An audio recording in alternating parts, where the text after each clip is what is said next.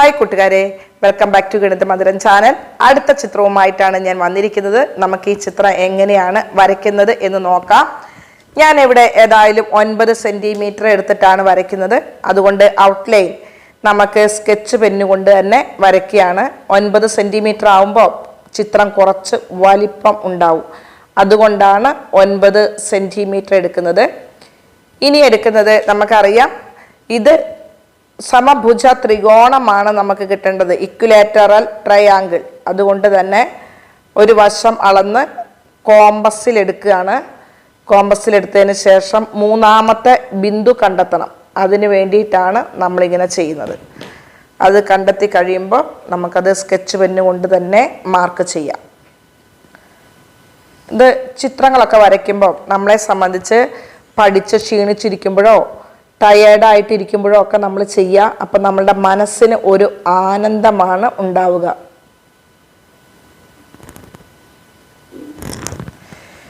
ഇനി നമ്മൾ നേരത്തെ പറഞ്ഞതുപോലെ ഇതിൻ്റെ പകുതി കണ്ടുപിടിക്കുക.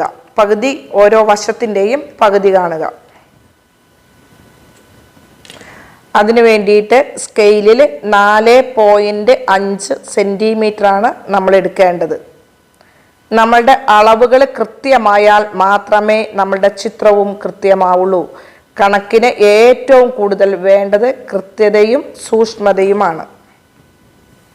ത്രികോണത്തിന്റെ മൂലയും നമ്മൾ അടയാളപ്പെടുത്തിയ ബിന്ദുവും തമ്മിൽ യോജിപ്പിക്കുക. ഇനി നമുക്ക് ഇവിടെ സെന്ററിൽ കുത്തുക.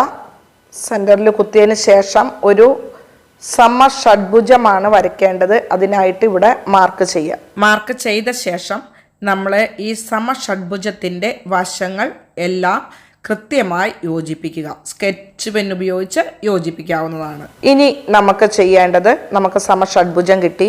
ഇനി ഈ വര, ഇത് നമുക്ക് ഇവിടം വരെ മാത്രം സ്കെച്ച് പെന്നുകൊണ്ട് യോജിപ്പിക്കാം.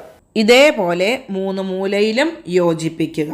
ചിത്രത്തിൽ കാണുന്നത് പോലെ സമഷഡ്ഭുജത്തിൻ്റെ ഉള്ളിലും ഇതേപോലെ യോജിപ്പിക്കുക.